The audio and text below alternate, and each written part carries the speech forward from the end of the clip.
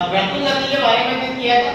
तो वृत्तुल गति में हमने पढ़ा कि अभिकेंद्रीय बल mv²/r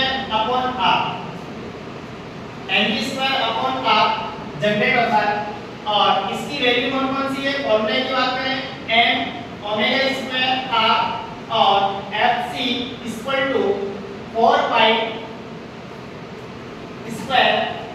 m n²r। ये चार फॉर्मूले हमने पढ़े थे। बात करें इसकी जनरेट की, तो ये उत्पन्न कैसे होता है? फर्दर एग्जांपल अगर बात करें तो इलेक्ट्रॉन नाभिक के चारों ओर चक्कर लगाता है। जब इलेक्ट्रॉन नाभिक के चारों ओर चक्कर लगाता है तो नाभिक के द्वारा इलेक्ट्रॉन के मध्य एक बल लगता है जिसे हम बोलते हैं विद्युत आकर्षण बल। विद्युत आकर्षण बल, यही विद्युत आकर्षण बल इन दोनों के मध्य एक बल उत्पन्न करता है जो कौन होता है? अभिकेंद्रीय बल। कौन होता है? अभिकेंद्रीय बल। आपने देखा होगा सूर्य सन के चारों ओर पृथ्वी चारों ओर चक्कर लगाती है और अपने को पता है पृथ्वी के और सूर्य के बीच में एक बल कार्य करता है जिसे हम बोलते हैं गुरुत्वाकर्षण बल। क्या बोलते हैं? गुरुत्वाकर्षण बल। इस गुरुत्वाकर्षण बल की वजह से इस पृथ्वी के अंदर केंद्र की ओर एक बल लगता है जो कौन सा होता है? अभिकेंद्रीय बल। जब किसी डोरी को स्मॉल r त्रिज्या की डोरी को एक सिरे पर m द्रव्यमान का पत्थर बांध करके मतलब कैसे वृत्ताकार पथ पर घुमाया जाए। कैसे घुमाया जाए? वृत्ताकार पथ पर घुमाया जाए। तो घुमाने से इस डोरी पर एक सरफेस टेंशन उत्पन्न होता है जिसे हम बोलते हैं तनाव बल। क्या बोलते हैं? तनाव बल। यह तनाव बल क्या उत्पन्न करता है? अभिकेंद्रीय बल। क्या उत्पन्न करता है? अभिकेंद्रीय बल। क्या देता है अपने को? अभिकेंद्रीय बल। देखिए अपन यहाँ पे एक क्वेश्चन करके देख लेते हैं, है ना? क्वेश्चन देखिए,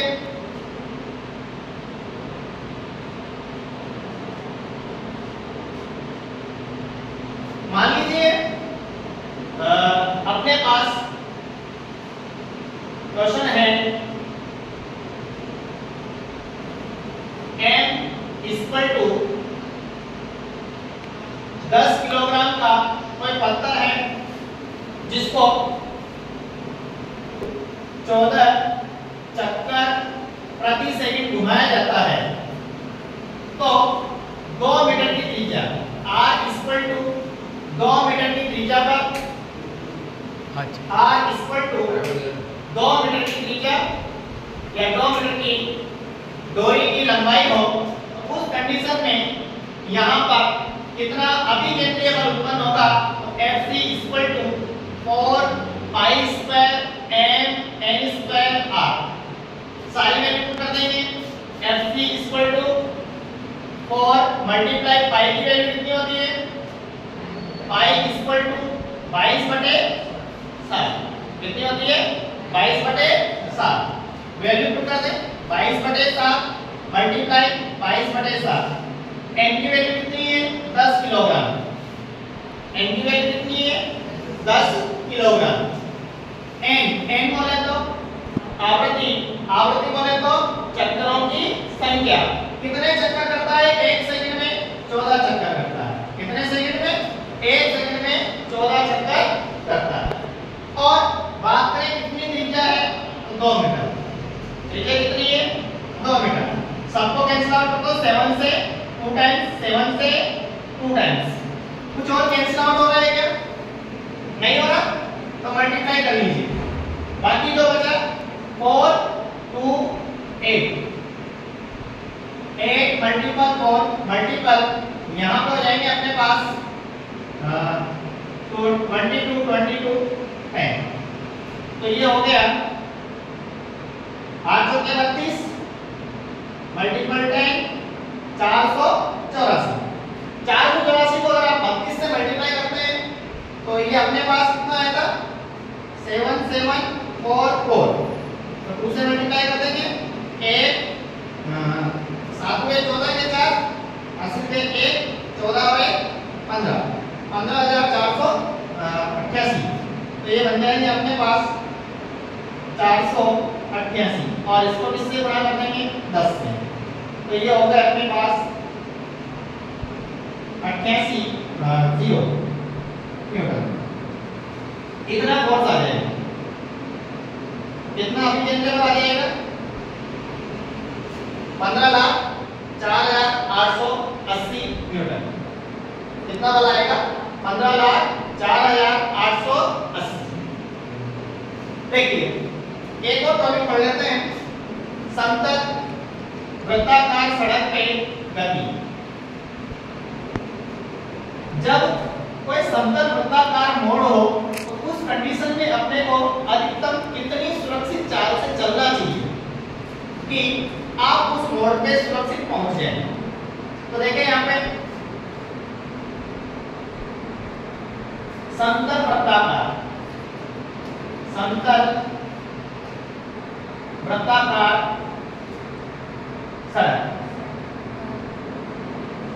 समतल वृत्ताकार सड़क। बात करें अगर यहाँ पे किसी वाहन की गति का, तो वाहन की गति की मैं बात करूं तो वाहन पे भार बल कितना लगता है नीचे की ओर mg और अभिकेंद्रीय बल कितना लगता है ऊपर की ओर। जब भी कोई वाहन समतल वृत्ताकार गति पर सड़क पर गति करता है तो वह उस वृत्ताकार मोड़ पर बाहर की ओर फिसलने की संभावनाएं ज्यादा होती है। आपने बहुत सी बार देखा होगा जब वृत्ताकार मोड़ पर गति होती है तो बाहर की ओर या तो ट्रेन्स वगैरह होती है जिनमें जाकर ट्रक्स वगैरह गिर जाते हैं। वाहन गिरता बाहर ही क्यों है, अंदर क्यों नहीं गिरता है? इसके पीछे कारण है बाहर की ओर क्या लगता है एक बल लगता है और इस बल की गति के विपरीत दिशा में एक बल कार्यरत होता है जिसे अपन क्या बोलते हैं घर्षण बल। क्या लगता है घर्षण बल। घर्षण बल किधर क्यों लगता है वृत्ताकार मोड़ के केंद्र की ओर। किधर क्यों लगता है वृत्ताकार मोड़ के केंद्र की ओर। और जब केंद्र की ओर कोई बल लगता है तो इसका मतलब है आपको मतलब वाहन क्या प्रदान करेगा ये घर्षण बल आपको प्रदान करेगा अभिकेंद्रीय बल। क्या प्रदान करेगा अभिकेंद्रीय बल। तो यहाँ पर बात करें Fs की वैल्यू वृत्ताकार मोड़ पे वाहन बाहर की ओर न फिसले उसके लिए जरूरी है कि ये घर्षण बल कितना लगे मैक्सिमम कितना लगे अधिकतम घर्षण बल लगना चाहिए ताकि वाहन बाहर की ओर न फिसले। तो अपने पास यहाँ पे संभावनाएं कौन कौन सी है। एक नॉर्मल मतलब अभिकेंद्रीय बल किसको रिप्रेजेंट करेगा किसको बैलेंस करेगा mg को। दूसरी बात यहाँ पर अगर बात करें कि अभिकेंद्रीय बल क्या प्रदान करता है mv²/r। क्या होता है mv²/r। समीकरण नंबर 2।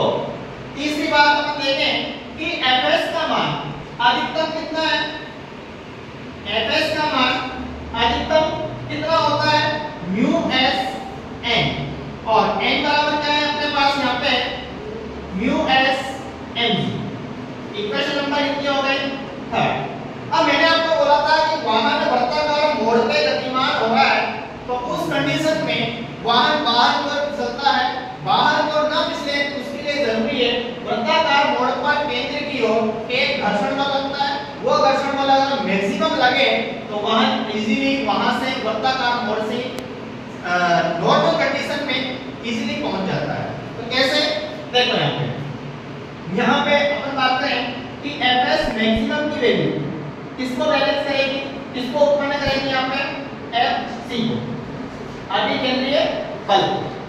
अभिकेंद्रीय बल किसको किसकी वजह से उत्पन्न हुआ अधिकतम सुरक्षित चाल मतलब बोले तो यहाँ पे स्थितिक घर्षण गुणांक की जो वैल्यू है स्थितिक घर्षण बल की उसकी वैल्यू क्या हो गई अधिकतम। तो इसकी वैल्यू कितनी है μsmg। Fc समीकरण नंबर 2 से लिखेंगे mv²/r। mv²/r कुछ कैंसिल आउट हो रहा हो तो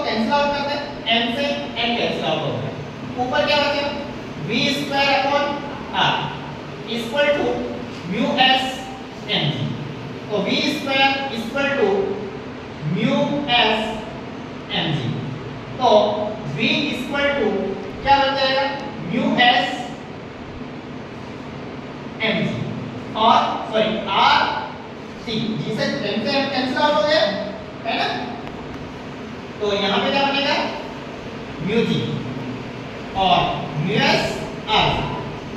तो यहां पे जैसे वर्गमूल लेंगे तो v की वैल्यू आ गई अपने पास म्यू s r। क्योंकि अपन ज्ञात कर रहे हैं अधिकतम सुरक्षित चाल, तो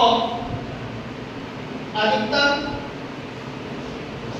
सुरक्षित चाल भाई अधिकतम कितनी सुरक्षित चाल से वो चले कि वो पिछले ना। तो जरूरी है यहाँ पे v का मान मैक्सिमम होना कितना under root mu s r mu s r। ठीक है, इसके ऊपर एक क्वेश्चन देख लेते हैं। मान लीजिए कोई वृत्ताकार मोड़ है जिस पर एक वाहन जिसका द्रव्यमान है मान लिया m इक्वल टू 400 किलोग्राम और स्मॉल r उस वृत्ताकार मोड़ की जो त्रिज्या है मान लीजिए कितनी है 400 मीटर। कितनी है 400 मीटर और मान लीजिए इसमें g की वैल्यू कितनी है 10 मीटर पर सेकंड स्क्वायर। अब अपने को पता है वृत्ताकार मोड़ पे गति हो रही है तो अपने पास घर्षण बल मिलेगा। तो घर्षण बल की वजह से अभिकेंद्रीय बल उत्पन्न होगा। तो घर्षण बल की वजह से जब अभिकेंद्रीय बल उत्पन्न हो रहा है तो एक चीज और जरूरी है अपने पास म्यू s की वैल्यू घर्षण गुणांक की वैल्यू कितनी मान लीजिए 0.4 है। कितनी है 0.4। तो वैल्यू को फॉर्मूले में पुट कर दें। वैल्यू को फॉर्मूले में जैसे आप पुट करेंगे v maximum equal to under root 0.4 multiply करें 100 से 400 से मल्टीप्लाई करें 10 से। तो वैल्यू बन गई अपने पास 0.4 और नीचे कितना लगाएंगे 10 मल्टीप्लाई कर लो 400 से और मल्टीप्लाई कर लो 10 से, है ना। देखो 10 में 10 कैंसिल आउट हो गए, बचा कितना 4 को 4 से गुणा करें 16 और 0 लगाएं कितने हो गए 16 से। मतलब v मैक्सिमम 16 का वर्गमूल क्या होता है 4 और 100 का वर्गमूल क्या होता है 10। तो कितनी सुरक्षित चाल से वो चले कि ट्रक बाहर की ओर न फिसले, तो उसको लिए जरूरी है कि 40 मीटर पर सेकंड की चाल से वो चले ताकि समतल वृत्ताकार मोड़ पर वो इजीली आसानी से सुरक्षित पहुंच जाए। ठीक है, कल हम पढ़ेंगे